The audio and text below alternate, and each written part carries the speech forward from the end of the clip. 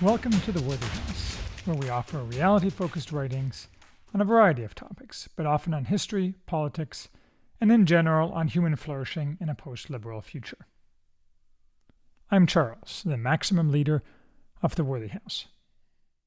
Today we are reviewing Conformity, the Power of Social Influences by Cass R. Sunstein.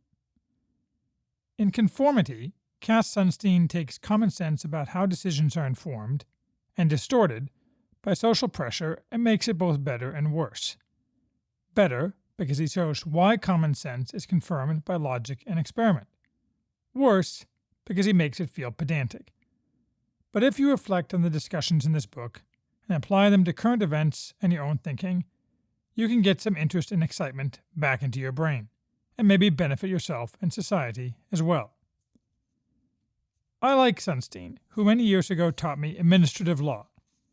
Yes, for a modest-seeming man, he too often believes his own press. And Tyler Cohen's blurb description of Sunstein as an arch-nonconformist is silly. No stated opinion of Sunstein's has ever strayed far from the then-current consensus of the left. And this book is no exception, although it is not an overtly ideological book. But he is certainly thoughtful, and manages to avoid seeming like a knee-jerk leftist, even though his main difference from the social justice warriors isn't in political ends, but in methods. For example, Sunstein is big, in other writings, on what he calls nudging, which means big left brother starting by telling you what to do gently without you noticing, rather than starting by telling you you'll lose your job if you don't comply with his latest insane dictates. Small blessings, I guess. Sunstein begins by noting that social conformity can be either good or bad. Some amount of conformity is both beneficial and necessary. Very little of the information we act on is gained from first-hand knowledge. Most is gained by figuring out what others think. This is true of facts. How do you know Napoleon existed at all, except by taking someone else's word for it? It is also true of opinions and moral beliefs. Sunstein's goal is not to encourage us all to spend our days fighting the man on every front, like a bunch of dirty hippies or filthy Antifa, who are so non-conforming they are radically conformist. Rather, it's to explore where, and under what circumstances, we should try to resist the effects of conformity in order to make better decisions. Most of Sunstein's focus is on political decisions. He occasionally refers vaguely to business decisions, but he obviously knows nothing at all about business. He has always been an egghead who has never needed to make a payroll. According to Sunstein, two basic principles explain conformity. First, what people do provides information to others about what is true and what is right. Second, what other people do signals what you need to do to stay in their good graces, aside from what is true and what is right. Combined, these principles mean we all tend to default to acting and thinking as do our neighbors. In the modern world, of course, our neighbors are no longer our physical neighbors, but a broader and necessarily more heterogeneous group. And if there is one overriding effect of conformity on which Sunstein focuses, it is that deliberation among any group tends not to converge on the median opinion, but to make the average opinion more extreme. This is true for political conclusions, e.g., the existence and importance of global warming, and for legal decisions, e.g., what level of punishment to impose on a convicted criminal. Sunstein first discusses how conformity works. He cites numerous experiments to prove three common sense points. Confident people sway others, the confidence heuristic, unanimity among others in your group is difficult to contradict even if you disagree, and those not like us influence us less. These things are true, with variations, across cultures. Conformity will lead, in some instances, to people endorsing falsehoods they know to be false, or to taking actions they believe to be morally wrong. In experiments, the tendency to conformity can be alleviated by increasing incentives to maintain objectivity, such as tying financial rewards to accuracy of statements, or by actively discouraging unanimity, or by trying to make groups heterogeneous, with fewer effective ties. The mechanisms of conformity are not as simple as we are sometimes told. Sunstein has a nuanced view of the famous Milgram electric shock experiment, for example. He ascribes behavior there not just to obedience to authority, but to the informational signal sent by the expertise of the man running the experiment to the person being asked to give shocks to the test subject.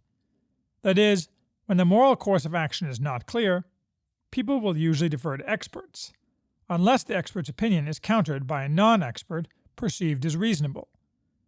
This analysis is more complex and more useful than people will do bad things due to social pressure to conform. In general, all this discussion is very good, although with a few false notes. For example, Sunstein thinks that democracy reduces conformity. This, of course, confuses democracy with freedom of expression and the ability to dissent. There is no necessary connection between the two. Next, Sunstein turns to social cascades, in which the principles are similar, but the result is not social stability, but social change. Cascades result from people ceasing to rely on private information and instead starting to rely on external signals from those with their own private information. Thus, music that is publicly shown as being a popular download is far more likely to be downloaded by others. Doctors are far more likely to prescribe a medicine that is potentially harmful if they see that other doctors are prescribing it for other patients. As with conformity, the more authority those seen to be making choices have, the more likely others will ignore their private information and follow the leader. As more people do this, others are more likely to make the same choice. Both conformity and cascades can be good or bad, says Sunstein, depending on what results. That is, for Sunstein, conformity due to social pressure or a cascade that is based on false information is fine if the political goal reached is desirable. To prevent cascades based on false information, when that's the goal, Sunstein suggests that free speech is a panacea. As with Sunstein's claims about democracy, that seems incorrect, since free speech can easily spread false information. And in fact, Sunstein immediately contradicts himself, demanding Facebook and other social media censor more in order to avoid cascades based on false information. However, other less ideological approaches to reducing cascades work in experiments, such as tying financial rewards to a correct group decision, making it more likely individuals will rely on their own private information as determinative. As with conformity, internalizing benefits for those making decisions makes it more likely that dissenters will speak out, in this case potentially breaking a cascade, although Sunstein is at pains to distinguish dissenters from contrarians, those who simply want to swim against the tide and who should be ignored. The reader suspects this has a political basis, meant to cast the left as dissenters and the right as contrarians, but since he gives no examples, we can't be sure. Sunstein cites The Emperor's New Clothes and recommends that organizations encourage malcontents and misfits to disclose not just private facts, but also private opinions, at least if the goal is maximum efficiency and maximum accuracy, as opposed to group bonding or mere group enjoyment. We can be confident, though, that he doesn't encourage organizations to allow people to, say, wear a MAGA hat. That would be contrarian and not a useful signal. The remainder of the book is repetition and expansion on conformity and cascades, with a particular emphasis on the tendency of groups to move toward extremes, which, I agree, is an important point. Sunstein also offers some interesting application of his frame to the Constitution, as originally created, claiming that the founders were aware of the dangers of conformity and deliberately set up elements of the Constitution as a result, including rejecting the right to instruct representatives, thereby requiring independent thought, bicameralism, and federalism itself. Sunstein seems unable to decide if he's writing a book on social phenomena generally or for lawyers, since he bounces around between matters of broad interest and matters of technical legal import, such as conformity due to the composition of panels on the federal courts of appeal. And he falls into a few odd errors, such as claiming that communism was long able to sustain itself in Eastern Europe, not only because of force, but also because people believed, wrongly, that most people supported the existing regime. That's flatly false, as anyone who knows any history can tell you, or who, like me, traveled in communist countries under communism. The vast majority of people knew at the time that support for communist regimes was minimal. You only had to look at the 1956 Hungarian Revolution to know that. I know how Sunstein got the idea in his head, though. Many of the communists themselves thought the people supported the regime, as strange as that seems. Hence their concern in the first semi-free elections in Poland in 1989 that the communists might do too well, discrediting the result. No need to worry about that in retrospect. But after communism, those same communists became the ruling class in Eastern Europe, and it's those people that liberals in the West spent all their time with and lionized, not those who struggled against communism for decades, who were mostly relegated to the sidelines.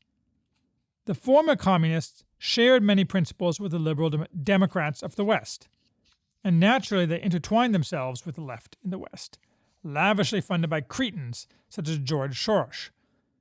American liberals one step removed, such as Sunstein, understandably thought, and apparently still think, these people were representative of normal people in formerly communist countries, and took their lies at face value, including their claiming, as an excuse for their own participation in communism, that they thought everyone supported communism, whereas the reality is they were part of the regime and happy to be part of the nomenklatura, then and now. All this in part explains their rage now at men like Viktor Orban, who are fond of pointing out the truth about their past. All this is also opaque to Sunstein. Anyway, Sunstein tends to alternate talk of experiments with talk of philosophy, and on the latter he spends most of his time channeling John Stuart Mill. Not for his harm principle, the first and only commandment of Sunstein's sometime paramour, Martha Nussbaum, but more interestingly for his claim that dissent is an unalloyed good, beneficial for those living and those yet to be born.